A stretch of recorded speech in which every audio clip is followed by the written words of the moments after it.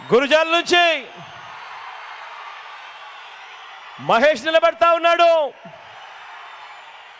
మీ అందరికీ కూడా పరిచయస్తుడే, యువకుడు, ఉత్సాహవంతుడు, అన్నిటికీ మించి నాకు మంచి తమ్ముడు కూడా.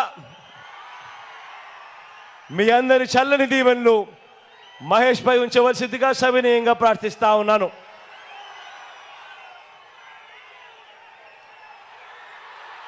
మా చెల్ల నుంచి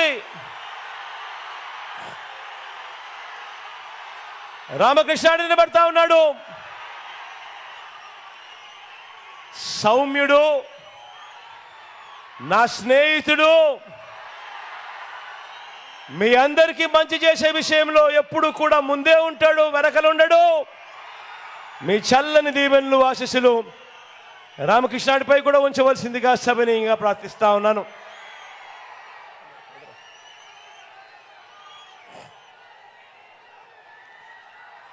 చిలుకలూరుపేట నుంచి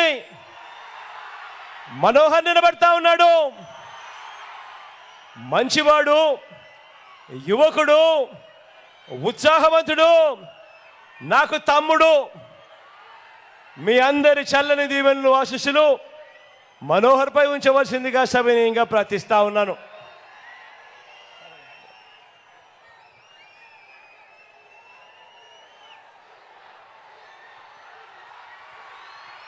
పెదకూరుపాడు నుంచి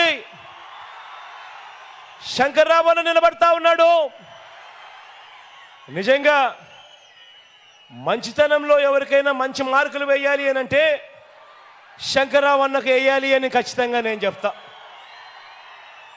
మంచివాడు, పేదలకు కానీ మంచి చేసే విషయంలో కానీ ఎప్పుడూ కూడా వెనకడుగు వేసే మనస్తత్వం కాదు. అన్నకు మీ సంపూర్ణ మద్దతు తెలపవలసిందిగా సవినయంగా ప్రార్థిస్తా ఉన్నాను.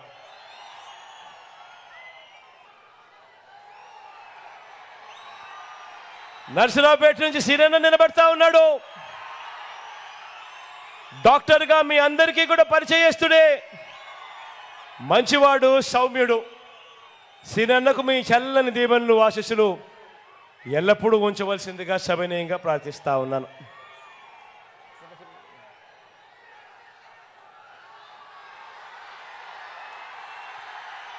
వెనుకొండ నుంచి బ్రహ్మనాయుడు నిలబడతా ఉన్నాడు.